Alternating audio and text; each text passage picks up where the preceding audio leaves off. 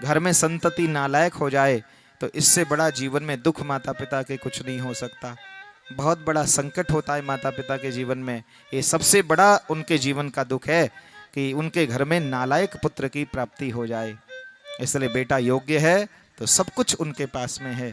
इसलिए बेटा संतति अगर नालायक हो जाए, लोग कहते हैं महाराज बड़े परेशान हैं हम, बेटा बड़ा हो गया, बेटी बड़ी हो गई, अब ये हमारे बस के नहीं रहे, अब ये हमारी समझ के नहीं रहे, अब ये हमारी बातों को नहीं मानते हैं, अब ये हमारी मानने वाले नहीं हैं।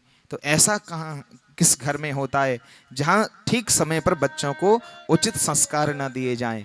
इसलिए ऐसा ही जो विडंबना है, ये जो समस्या है, ऐसा उन्हीं घरों में संभव हो सकता है जहाँ संस्कार बच्चे को न दिए जाएं। अन्यथा तो हमारे देश की परंपरा रही है कि बच्चा जन्म लेता है 14 वर्ष की आयु तक माता जीजाबाई ने अपने बेटे छत्रपति शिवा को 4 बार महाभारत की कथा रटा दी और बेटा देश का भक्त बन करके प्रकट हो गया।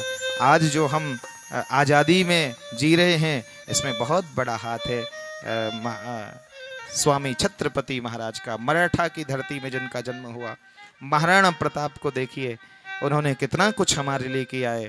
दूसरों के आतताइयों के, दुष्टों के और उन विरोधियों के वो अनुगत नहीं हुए।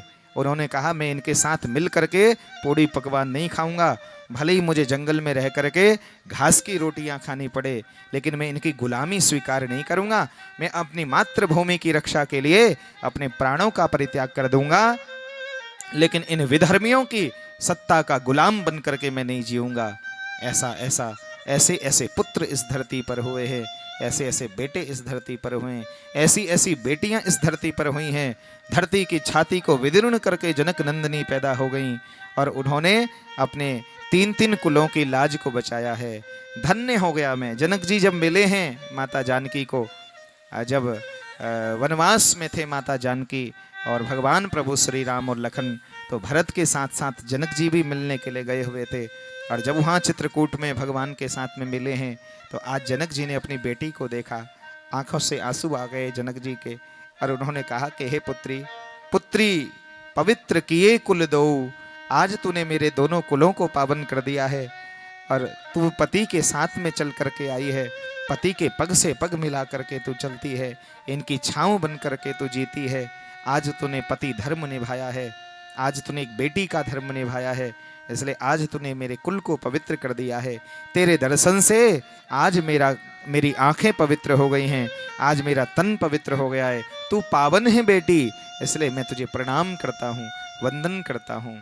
ऐसी ऐसी बेटियों का इतिहास रहा है। झांसी की रानी लक्ष्मीबाई, जिसने देश के अंदर और आतताई और विरोधियों के से युद्ध करते करते वीर गति को प्राप्त हो गई और भगवत धाम प्राप्त कर लिया, ईश्वर का धाम प्राप्त कर लिया, लेकिन दुष्टों के अनुगत रहना स्वीकार नहीं किया। उन आतताइयों के, दुष्टों के अनुगत रहना उसने स्वीकार नहीं किया। इसलिए ऐसे ऐसे पुत्र घर में जन्म ले, ऐसी संतति आकर के घर में जन्म ले।